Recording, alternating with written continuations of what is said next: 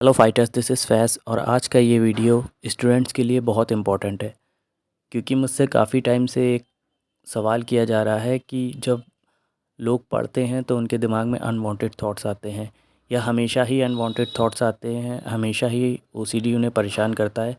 तो ऐसे में वो अपना फोकस स्टडी पे या पढ़ाई पे कैसे करें, आज मैं इसी बारे में बात करूँगा। So without wasting time let's begin.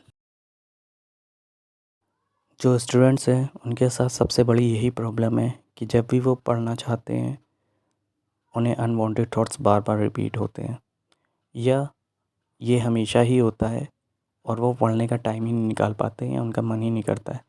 सारी एनर्जी, सारा टाइम ओसीडी से लड़ने में या उससे आर्गुमेंट करने में ही निकल जाता है या कंपल्शन करने में ही निकल जाता है। मैं ये बात समझ सकता हूँ क्योंकि मुझे जब ओसीडी शुरू हुआ था, मेरा जो सबसे इम्पोर्टेंट पार्ट था पढ़ाई के मामले में, हाई स्कूल इंटर जिस वक्त मैंने किया था उस वक्त मेरा ओसीडी पीक पर था। तो मैं ये बात समझ सकता हूँ मैंने कैसे पढ़ाई कंटिन्यू की ओसीडी होने के बावजूद। मुझे प्योर वो था, मतलब कंपल्शन उस तरह के नहीं थे जैसे बार बार हाथ धोना, इस तरह के नहीं थे।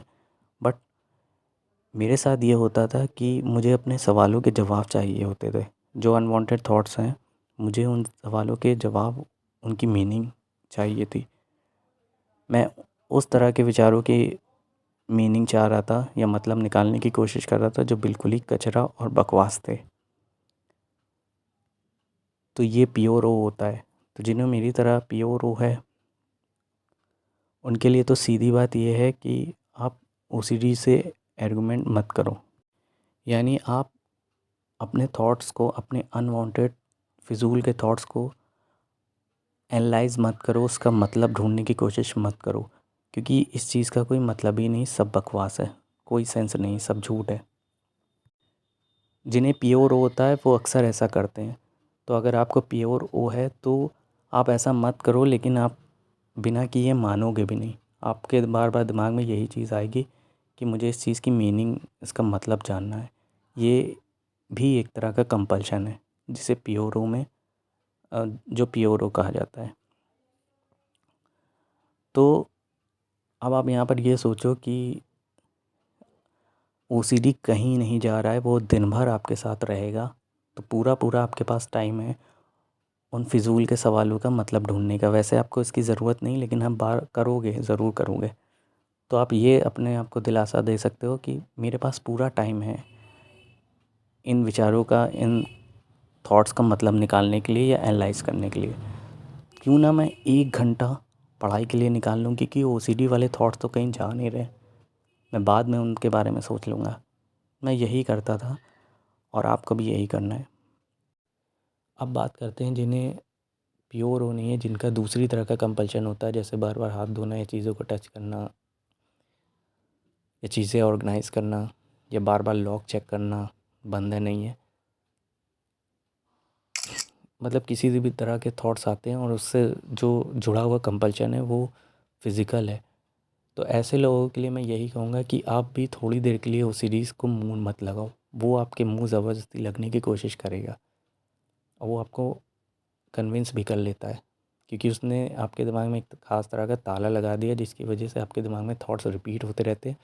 मजबूरी में आप खुद उसके पास जाते हो कि इन थॉट्स से मुझे निजात पाना है, छुटकारा पाना है, क्या करूँ? तो वो आपको एक टास्क देगा, जाके हाथ धो या इस तरह का कोई कंपल्शन करो। थोड़ी देर के लिए आपको रिलीफ़ मिल जाएगा। तो आप एक काम करो, ओसीडी को थोड़ी देर के लिए चैलेंज करो कि मैं तुम्हारी बात नहीं मानता। मत खोलो मेरे दिमाग का ताला, मैं तुम्हारी बात नहीं मानता।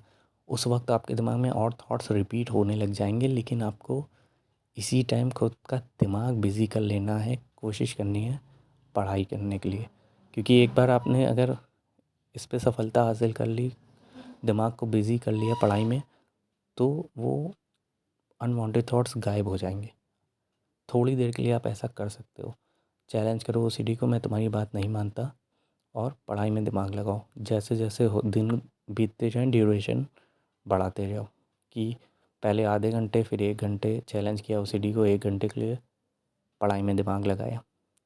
तो यही मैं ऑप्शन आपको बता सकता हूँ, क्योंकि यही मैंने ट्राई किया था और यही मेरे लिए ठीक ठाक काम कर गया। बाकी आप अपने पेरेंट्स से बात कर सकते हो, वो आपको प्रोफेशनल्स के पास ले जा सकते हैं, थेरेपी के लिए ले जा सकते हैं। और कई स्कूल्स में काउंसलिंग होती है, अगर आपके स्कूल में ऐसा है तो इसका फ़ायदा लें। तो गाइज़, माना कि बहुत मुश्किल है, बहुत तो नहीं कहूँगा, मुश्किल है, लेकिन किया जा सकता है। ठीक है, ओसीडी होने के बावजूद आप किसी भी प्रोफेशन में हो, पढ़ाई करते हो, हाउसवाइफ हो, आप सफल हो सकते हैं। हाँ, जब ओसीडी पीक पे होगा तो थोड़ी परेशानी होगी, लेकिन धीरे धीरे आप इससे बाहर आ जाओगे। फ़िलहाल जो मैंने तरीका बताया, उस तरीके से आप जितना फ़ायदा उठा सकते हो उठाओ।